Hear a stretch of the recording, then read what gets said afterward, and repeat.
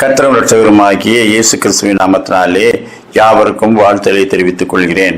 பல வருடங்களுக்கு முன்பதாக பெரிய பணக்காரர்கள் குதிரை வண்டிகள் வைத்திருப்பார்கள். ஒரு தனிமையான சாலையிலே ஒரு பெரிய பணக்காரர் தன்னுடைய வேலைக்காரனோடு குதிரை வண்டியிலே சென்று கொண்டிருந்தார். அவருடைய குதிரை வண்டியின் ஒரு சக்கரம் பெரிய பள்ளத்திலே இறங்கிவிட்டது. அப்பொழுது அவரும் அவருடைய வேலைக்காரரும் சேர்ந்து அதை தூக்க முயற்சி செய்தார்கள். குதிரைகளை பலமாய் ஓட்டி பார்த்தார்கள். ஆனால் ஒன்று முடியவில்லை.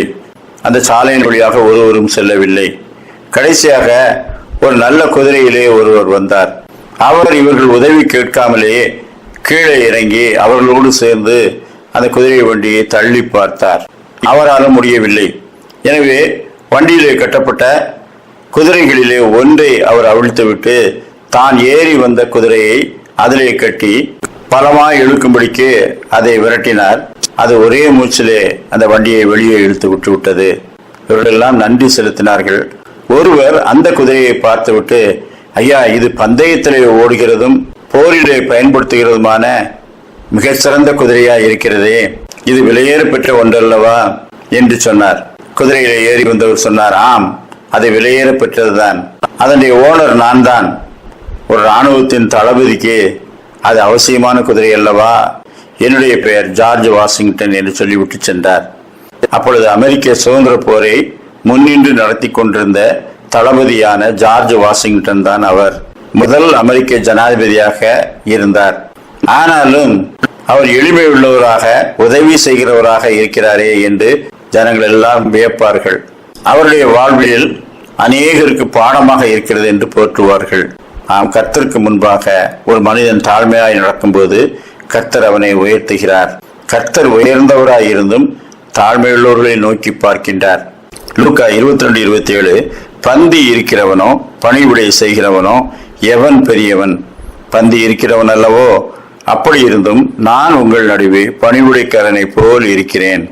தேவகுமாரன் நாம் நடக்க வேண்டிய வழியை நமக்கு போதித்து முன்மாதிரியை காட்டி போனார். சீசர்களோடு பந்தி இருக்கும்போது எவன் மற்றவர்கள் கால்களை கழுவுவான் என்று அவர்களுக்குள்ளே சிந்தனையாய் இருந்தபோது இயேசு தனது வஸ்திரத்தை கழட்டி வைத்துவிட்டு ஒரு சீலையை கட்டிக்கொண்டு அவர்கள் கால்களை கழுவினார். நான் செய்வதை போல நீங்களும் செய்யும்படிக்கு ஒரு மாதிரியை வைத்து போனேன் என்று சொல்லுகின்றார். தலைவன் என்பவன் மாதிரி உள்ளவனாய் இருக்கின்றான். நாம் நடக்க வேண்டிய வழியை நமக்கு போதித்து நடத்துகிற ஒரு நல் மாதிரியாக தேவகுமாரனை நாம் ஏற்றுக்கொள்வோம். தேவகுமாரன் சீசர்களுக்கு கற்பித்த ஒரு முக்கியமான ஒரு பாடம் தாழ்மை. புறஜாதியார்களுக்குள்ளே அதிகாரிகள் ஜனங்களை கொடுமையாய் நடத்தி ஆளுகை செய்கிறார்கள். உங்களுக்குள்ளே அப்படி இருக்கலாகாது. நீங்கள் தாழ்மை உள்ளவர்களாய் இருக்க வேண்டும் என்று அவர்களுக்கு கற்பிக்கின்றார். மார்க் 10:43-44, உங்களில் எவனாயிலும் பெரியவனாய் இருக்க விரும்பினால் அவன் உங்களுக்கு பணிவிடைக்காரனாய் இருக்க கடவன்.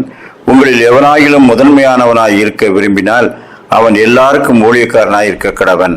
மற்றவர்களுக்கு முன்பாக நாம் தாழ்மைப்பட வேண்டும். ஒருவரை ஒருவர் கனம் பண்ணுகிறதிலே முந்திக் கொள்ள வேண்டும் என்று வேதாகம் நமக்கு கற்பிக்கிறது. தாழ்மையின் சிந்தை உள்ளவர்களாய் நாம் இருக்கும்போது கர்த்தர் நம்மை உயர்த்துவார்.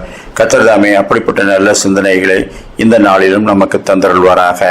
ஆமேன்.